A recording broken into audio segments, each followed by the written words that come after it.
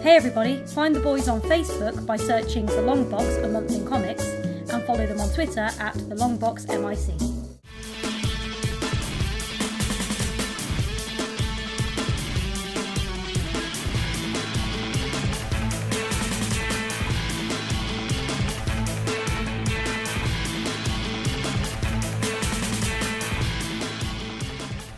Welcome to The Longbox, a month in comics. I'm Doug Hawkins. I just kind of wanted to go back to what this show originally started being, and that's like a review show for comics. So I'm going to commit to do a quick review for each issue of the Doomsday Clock, which is the ongoing running Watchmen sequel, basically, by Geoff Johns and Gary Frank. I just want to start off by saying that I do think that the original Watchmen comic is probably the best comic ever written. I probably also believe it shouldn't be touched, and I kind of understand why Alan Moore would be so against it. I mean, my understanding of the way that the rights for the Watchmen and Alan Moore works is Alan Moore will own the rights to the Watchmen as soon as the Watchmen book goes out of print. The only problem is it's been so successful it has never gone out of print. So I think you may see it as like they should be his. Like he assumed by making this deal that he would have the rights to the Watchmen and still does not. That being said, I am a big fan of the film, well, mainly because it's an R-rated superhero movie, and at the time it came out, you know, it takes the genre seriously. I'd never really seen, I'm not saying never seen an R-rated superhero, but it was quite refreshing to see that, and one that's taken seriously. I know that not all superhero movies should be taken seriously, and in a way that kind of had like a shared universe of superheroes, and that was done before the Avengers. So I've always kind of given it props for that. But I'm actually also aware that the movie completely misses the point of what, you know, the comic is trying to do in a lot of cases. It kind of glorifies things where I think the point of the comic was the complete opposite of that. However, I don't know, it's kind of this argument back and forth, because I'm glad that Bob Kane wasn't the only writer to work on Batman, and ironically, like, Alan Moore is one of those people I'm glad that wrote on Batman, so surely it should be the other way around with Alan Moore's work, that I should be happy to see other people work with those characters and perhaps maybe improve on that kind of legacy of that character. I don't know, it's kind of a back and forth, because I also feel that the characters aren't what made the original Watchmen comic good. Maybe it was, I don't know, kind of the messages it was trying to say and the story itself. Maybe the characters are largely not irrelevant, but I don't know, it just felt done. The next step in this kind of should they, shouldn't they touch it conversation, though, is should these characters be folded into the DCU? Where the way I stand on that is, like, my head says it shouldn't, but I can't deny that I really kind of had a little nerdgasm when Batman found the button when Rebirth kicked out. So again, it's one of those I don't know. But whether or not I think that the mythology of the Watchmen should be continued, it's kind of null and void, because it has been with before Watchmen, which is hit or miss. I've only read a couple. I read the Rorschach one, which I really didn't like, and then I read the Comedian one, which I was like, yeah, that's actually okay. And I must say, if this story is going to be continued, I'm glad that Geoff Johns is doing it. And if it is actually going to be folded into the DCU, I'm kind of insistent it be Geoff Johns, because he's really good at kind of fixing continuity when in the past. So maybe he's the sort of person to come up with a clever way, rather than just like, oh, a dimensional pool, we're now in the same universe. Maybe he'll come up with something clever than that to join the two.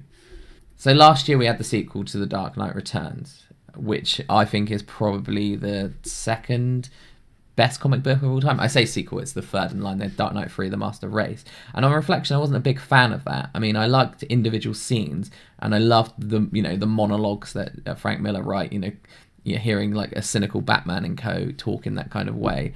I really enjoyed that stuff, but I just found the structure of the 9 books plus the mini issues, I didn't find it in keeping with the original, and I wish they kind of explored Gotham in the future a little bit more, rather than the DC universe in the future a little bit more. you know, maybe see an old man Penguin and an old man Riddler, or I don't know, the Mad Hatter or something. The reason I bring this up is because there are similarities between the two books. You know, they both are using superhero stories to make political comments, and, you know, kind of a bit of social commentary and all that going on. And based on this one issue, I will say that Doomsday Clock is better than The Dark Knight 3, which I think is going to be my standard of how I do these mini podcasts. Is I think I'm going to be like, did I prefer it more or less than The Dark Knight 3? Just so I'm not keeping, you know, I don't want to be comparing it to the Watchmen, because I don't think that's going to hold up. So I'm going to do kind of a Johns versus Miller kind of deal. And I would say so far, this is more enjoyable, but maybe if I go back and listen to what I thought about issue 1 of The Dark Knight Returns, I was probably in the same place, because they both have a sense of, you know, a feeling of, oh yeah, this is pretty cool. Yeah, this is like, this might go somewhere. But I just felt like The Dark Knight ran out of steam, and I'm hoping this one doesn't. So, okay, on to the book itself. Issue 1, it starts off I think it's set 7 years after the events of the Watchmen, and the world is fucked, because obviously the secret of the first book had come out, and the world knows all about Ozymandias' plan, or however you'd like to pronounce that. Ozymandias, I'm going to say. Yeah, America is at war, and Ozymandias is on the run. I think it's Russia, isn't it? It's Russia is trying to bomb. I don't remember. Poland. They're trying to invade Poland, and America are saying that they will attack if they do not retreat. We then have Rorschach breaking into a prison.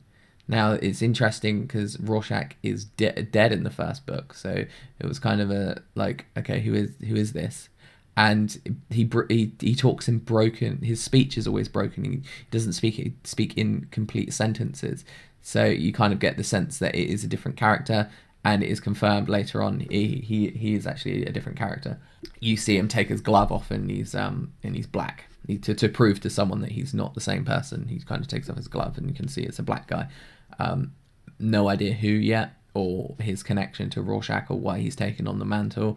But I am a lot happier that they did that than rather than doing like, oh yeah, we've done a time jump, or, you know, a fake out on his death, or John brought him back to life again using the power of being able to fuck with matter.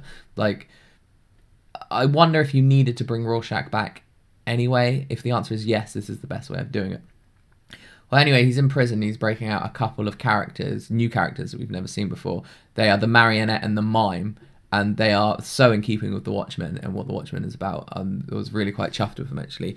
The Marionette, we haven't seen why she has that alias yet, but we do see why the Mime has his alias. You see him in a prison riot. He kills some people in a very flamboyant way, smile on his face, all performances, ta-da, you know, exaggerated like a mime. And then Rorschach is helping them break out, needs their help, so is helping them escape. And they tell him that basically they need to get the mime's weapons. He's not leaving the prison without the weapons. So they go, even though it's a race against time and they need to get out there, they go to lock up to get his weapons. He opens up the locker, nothing in there. And Rorschach's like, okay, you've been cleaned out. And the mime kind of shakes his head and just starts loading up these fake weapons onto his like fake holster. And it's just like, he's so committed to the part. It's so very Watchmen. I'm really chuffed with Johns for coming up with these characters. Hopefully I don't know. I don't want to make predictions right now and be like, oh, I hope they become like as famous as the comedian or as infamous as that. But you know, it's a good start so far. You know, issue 1 and have characters like that. I can't wait to see how the Marionette kind of plays out as well. I do feel like the artwork in this book, I wish it could be a little bit more like the original, like a little, comparing it again to The Dark Knight. I think that The Dark Knight did a lot of work to make it look like the original book, but still kind of make it palatable to the eye. I haven't done a comparison with this to the original yet, but it did feel a little bit cleaner and less authentic. Although I can see what they're trying to do with the colour palette to make it look more like the original book. The page layouts are very kind of the 9 frames per page, to try and keep it like that. I understand why they can't go completely whole hog to make it look like that original book. I imagine modern audiences just basically don't want to see that. They want to see something a little bit more to their taste. However, they do that thing where they go, here's a frame of something, and then here's a close-up into that same frame, and then there's another even closer still into that frame thing, which is quite, in keeping with how the Watchmen was laid out. So you kind of get that, feel to it, and it still has I was going to say it still has the voiceovers, but I feel like every comic does that. Like, I always kind of attributed that to Frank Miller and Alan Moore from there, but everyone has the inner monologue now, don't they, in their comics? So you can't really be like, well, that's a thing that you can't really pin that as they're trying to be like Watchmen in that way. Turns out that, going back to the plot, Rorschach has broken these two people out to help him save the world, and he is working with Adrian Veidt, I believe it's pronounced, with Ozymandias. That they are hanging out in Night Owl's cave, the Night Cave, whatever it is called. With what was the name of his ship? Archie, the Owlmobile. They're hanging out in that kind of his secret lair under his house. Night Owls is nowhere to be seen. He said he's kind of retired. There was rumours that Rorschach killed him before killing himself, but obviously we know that's not true. And so Adrian wants to save the world, and Rorschach is helping him. And ironically, it turns out he has cancer. I quite like that, the idea that he kind of had that whole back plot in the Watchmen to make John think that everyone that he loves and been with contracted cancer because of him being Dr. Manhattan, and now he has cancer. I would like to know if that's a reaction to something he was messing around with in the first book, or if it's just coincidence. I hope it's just poetic justice and it's just coincidence. But anyway, their plan is to find John and get him to save the world. I have no idea how they're going to do that, because this is not a universe where they can just jump on a spaceship and travel through the cosmos. So that's going to be quite interesting.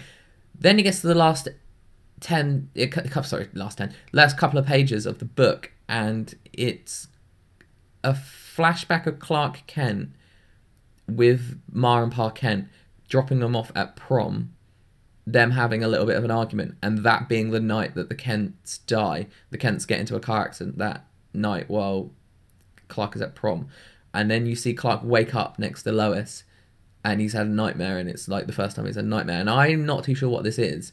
I don't know if this is Clark Kent of this universe, or if this is Clark Kent in the DC universe, set separate. I know the first one I just said makes no sense, because anyone not keeping count at home, the Watchmen cannot be set in the same universe as the DCU, because there are references to Superman as a fictional character in the Watchmen. So they refer to Superman comics. So this can't, I don't know, maybe DC multiverse, I think in the Silver Age there was a moment, I think there was a point in time where Barry Allen was reading Jay Garrick Flash comics. So maybe it's one of those things where there's this version of Superman, which is a comic book, but also Clark exists. And then what they're saying, that the Watchmen is in the DCU, but set in the 90s, and now it's 2017. Everything that we know about characters like Batman, Superman, etc., etc., could happen after the Watchmen is set, and that's how they're linked. I don't know. I'm really fascinated to find out how Geoff Johns brings all this together. So, as a summary, I'm absolutely bloody loving this book. If there is one thing that you should be reading at the moment, I believe it should be this, just because it's an event book, and I think a lot of people will be, and it's quite fascinating, and it might be, I don't know, the start of something new.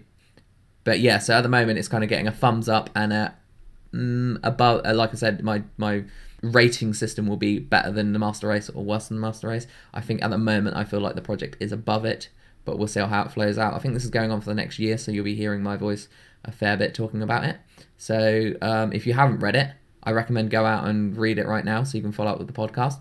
If you have and you haven't read The Watchmen, go and read The Watchmen, and I'll see you next time.